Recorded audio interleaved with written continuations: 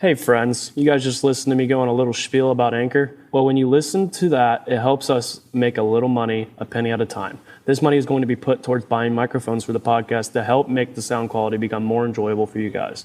We appreciate everything you guys do for us. We would also like to be clear that the music you hear on this podcast is not ours. We do not own the rights to any of it. Teddy is working on making the official Roughnecks podcast audio, so be sure to stay tuned for that.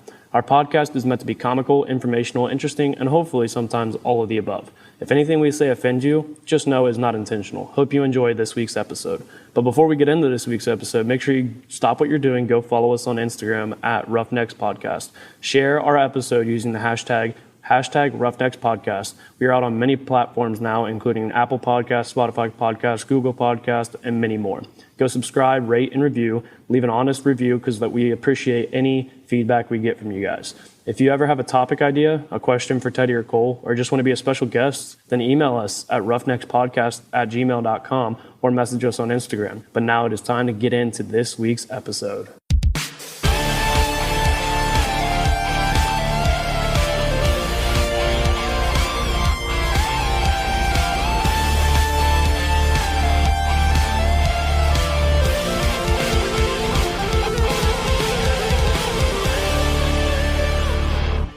We are back with another episode. This is episode 8 of the Roughnecks Podcast, and we are not in a dungeon once again. We are back on Zoom, and I'm actually starting to like recording this way better. Teddy's not able to join us today, but we would first like to say thank you to our listeners out there. We made it to 300 views in just over a month. It may not be much, but it is to us, so thank you for that. Joining us today, we have an Ohio State football player and current Ohio Wesleyan University corners coach, Coach Owen Fankhauser. Thanks, Coach O. Welcome. Yes, sir. How are we doing? Thank you. Appreciate it. Love to be on. To start, let's just give us a little background on yourself. So I'm actually from Akron, Ohio, more specifically, but I played baseball, football growing up. Ended up going to Kent State thinking I was going to play baseball. Didn't work out. Coaches got fired, stuff like that, and tried out for the Kent State football team because I thought, why not? But that didn't work out either. Didn't make it. Transferred to Ohio State just for academics. Wanted to focus on education. Then ended up posting a tryout on Instagram. And I was like, all right, I think I'm in decent shape. Tried out for the first time in the fall. Then they told me they liked what they saw, but they wanted me to lose about 15 pounds, get a little bit faster. Came back in the winter, and they loved it. So worked out well for me. And now I used my connections ever since then. Got myself here at OWU and enjoying the ride. So in your bio, it says that you were a safety, but Teddy says you were a corner. Which one was it? I was whatever they needed. Okay. Whatever they asked me to be that day, that's what I was. So give us a little background on the whole Ohio State thing, what it's like to be a part of that. What's a game week like? What do you go through? How are practices compared to what you see at the D3 level? So it's an unbelievable experience to start. But so I'm trying to think. So Sundays after games, we'd come in, we'd get our rehab, get everything fixed up we needed to. Then we'd lift. We'll get a nice meal. We'd lift. Then start watching some film. We'd have a nice little church reflection type deal. Then start watching film. Then sometimes we get some recovery during film. And then after we were done with film, we would head out to the field, get a nice little fix-up practice in. And we'd have a big victory meal, one of my favorite parts of the week. Sundays, they'd come in, they'd give us something like Hyde Park, some prime ribs, some kind of huge meal for winning. Then Mondays, we'd have off. Tuesday, Wednesday, Thursday. Tuesday would be full pads. Wednesday would be uppers. Thursday would be shells, or just we call them spiders, little padded shoulder pad things. But a lot went into it. We were there probably from 12:30, 1 o'clock till about 8:30, 9 o'clock every day. And then you'd go in the mornings and lift at 6 or 8. But Fridays would come. We'd have walkthroughs, head to the hotel if it was a home game, wake up in the morning, make our walk and get going. But honestly, practices between OWU and Ohio State, it's the same kind of setup. Team takeoff, same exact thing. Start with an indie warm-up.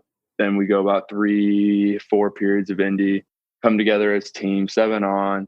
It's a lot of the same kind of stuff. Do you have like a best moment there that you like one of your favorite moments from being there? Yeah, personally. So it was the Miami game last year.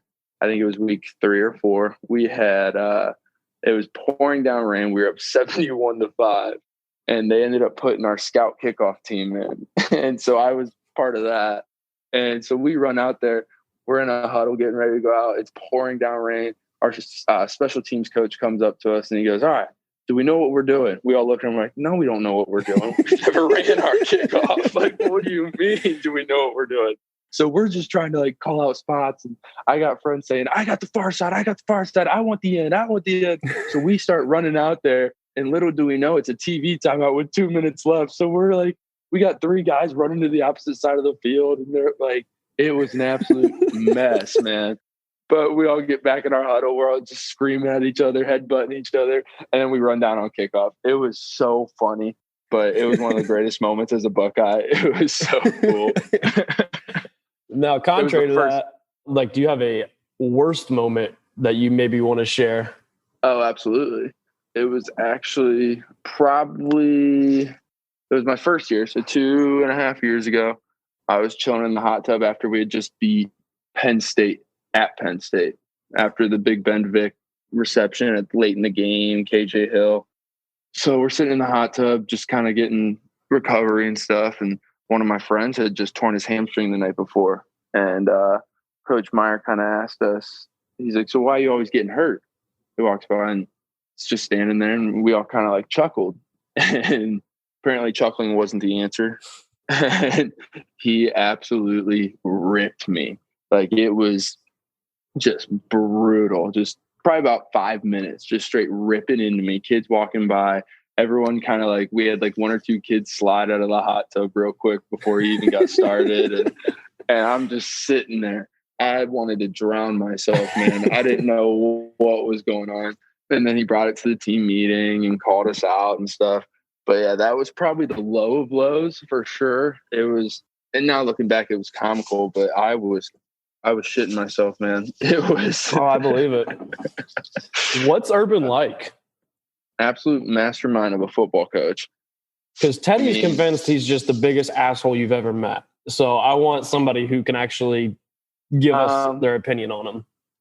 He means well, everything. Off the field, he's a great man, but he's a businessman. He knows what he wants out of his players. He knows what he wants out of his team. And obviously from recent history, you can tell he gets exactly what he wants out of those teams. So he knows exactly what he's doing, but he puts a lot into his starters and stuff. If you're, he is a big, you earn respect. It's not given. And when he says that, he means it.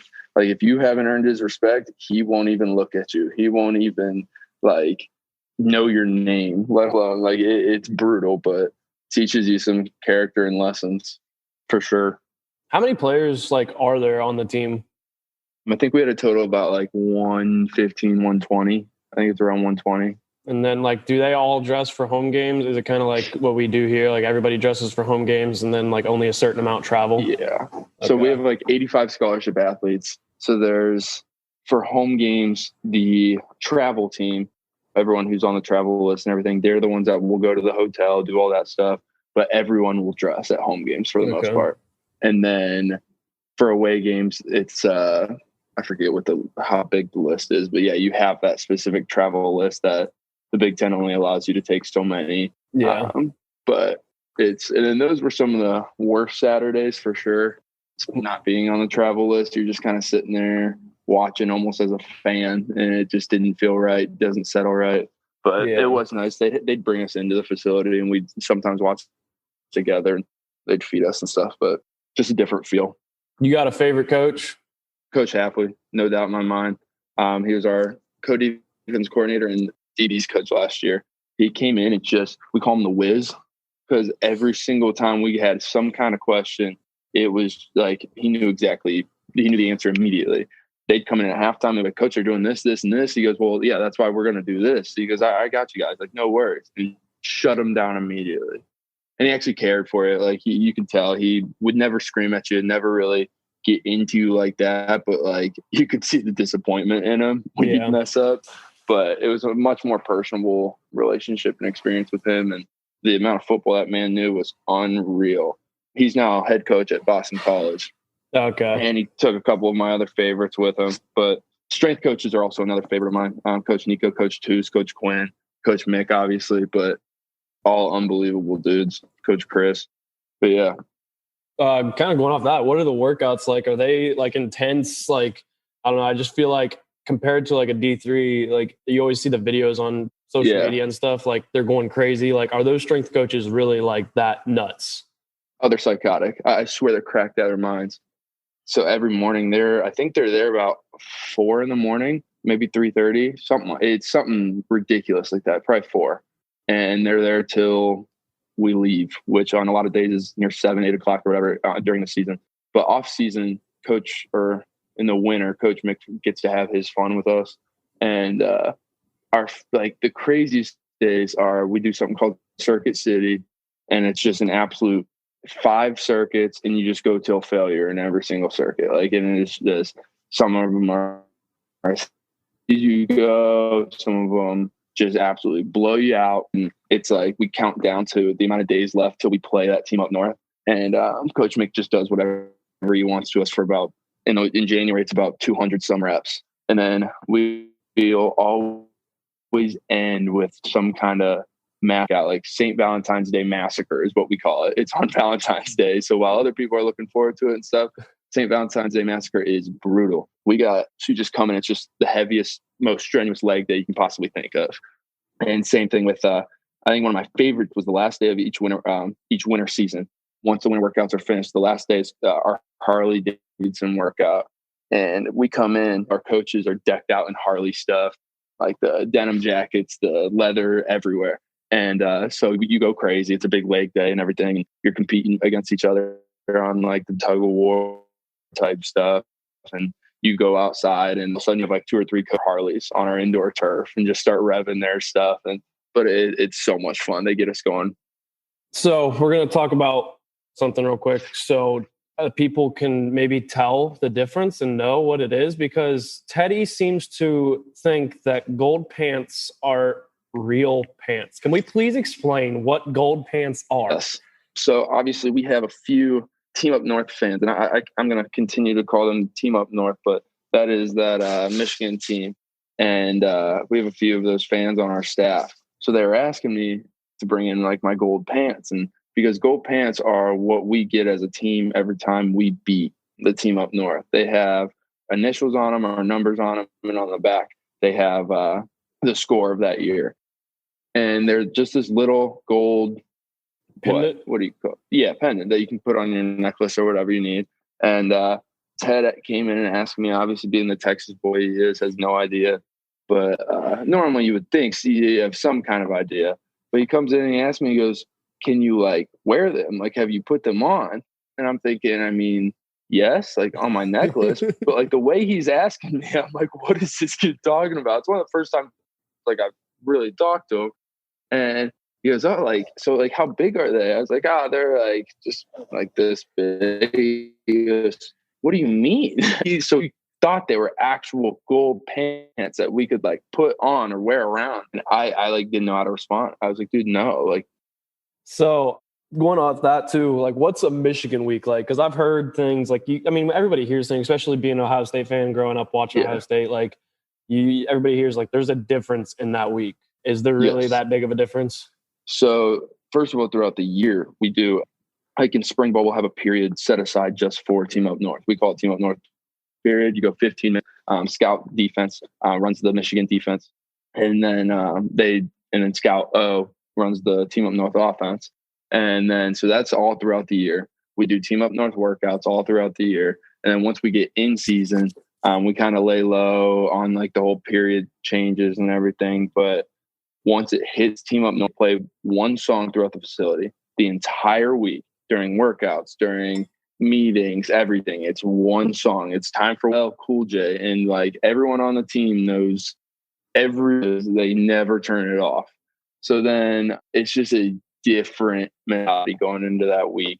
The entire scout team gets their helmets taped up with the maize and blue So then they put them in like maize and blue jerseys on scout team. And it is just a physical week. The scout team is told to go crazy. The offense is told to just lay them out. So you definitely go at it. And it's just a different mentality that week. And I think that's one of the big reasons that we've had so much success against them recently, because I just don't think they take it as seriously as Ohio State does. I've heard that, and it shows a little bit considering you're starting to see it. Yeah. You know? So you played under both Day and Urban, right? So Did you see a difference in the two of them and like the team culture or anything, or was it kind of the same? Absolutely. I mean, I always like to say, like, one of the first things Coach Day told us coming in, he wanted to build our team based off love for one another instead of fear of failure or fear of someone higher up. You could, like, he walked the walk too. Like he talked the talk being a family, and he walked the walk being a family guy. Whereas I saw Coach Meyer just as that businessman who knew what he had to do to get the wins and knew what he had to do to be a successful coach. Whereas Coach Day would sit you aside, keep his door open. You could walk in, talk to him whenever you wanted, gave out his number to all the guys. And he actually went through with it. Like, to this day, I still talk to Coach Day. And so I would definitely, like, I loved playing for Coach Day. And there was, between him and Halfley, like, they are two of the greatest coaches I've played for. So. You got any players that really stood out to you as, like, because I mean, there was some that you probably played with that were, I mean, they're now in the NFL. Like, do you have any like leaders that you really looked at that were like, holy crap, like this is kind of crazy that I'm playing with them, or like any favorite players almost? So one guy who became quickly became one of my best friends was Jordan Fuller. And he was also one of our best captains and leaders on the team. We joked around, called him Mr. Perfect because he never did anything wrong. But he was like a great leader, did everything right, pushed everybody to do better than some of the freaks that were just like unbelievable, like Jeff Okudah, Chase Young, Nick Bosa. Like, they were just different. Like, they have that different twitch. And like, my dad would always ask me, like, coming home, he's like, so where do you like compare? Like, it was my first year, and like in the spring, he goes like, where do you compare with some of these guys? I was like, Dad, they're just different. Like, I was like, I don't compare to half of these guys. Like, they're just absolute freaks. And but I think who else would be that kind of, Justin definitely stepped into it, but like this year you could tell he's definitely stepped up and been that guy. Tough Portland too on defense, probably the smartest player I've been around. But yeah, there's just so many. It's ridiculous the amount of talent people they bring in. Young guys, it's always funny going up against them on scout team, like Garrett Wilson, Chris Olave. And then my first year, I was always going up against Paris Campbell. And it's like, kid runs a 4.3, 4.4 40. And you just kind of look at him and you're like, dude, I don't know what you want me to do here. But so we're going to start something new on this podcast. Our episodes are released every Monday morning at 10 a.m. So we're going to start what we like to call Motivation Monday. Do you have any motivation to maybe a young listener that's listening to this, like a little quote or anything, like a piece of advice that you'd give to them? Oh man, put me on the spot. Personally, like, from my experience, I was told in life growing up, then you can get it. Like, if you want something, if you want to be somewhere, if you want some like success in some way, work to get there. There's no way. It's all mind over body. Like, if you want something, go get it. It's there. And that's from me being told no at Kent, me being told no the first time at Ohio State, me being told no on the baseball team at Kent. Fuel your fire. Let it push you to that next level and find ways to get there. All right. With that, that's a wrap on episode 8 of the Roughnecks podcast. Thank you for joining us, Coach O. Thanks for having me. I would like to give a quick shout out to Your Podcast Editor. You can find them on Instagram at Your Podcast Edit. They're editing 2 of our episodes for free. This episode will be edited by them, and possibly next episode. After 2 free episodes, they only charge $1 per minute or $20 for episodes that are 20 to 60 minutes. Be sure to give them a follow and hit them up if you need your podcast edited.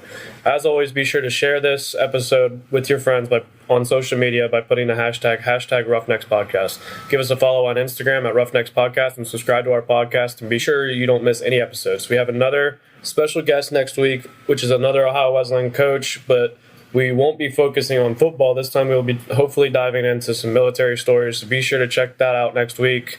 But for now, Roughnecks out.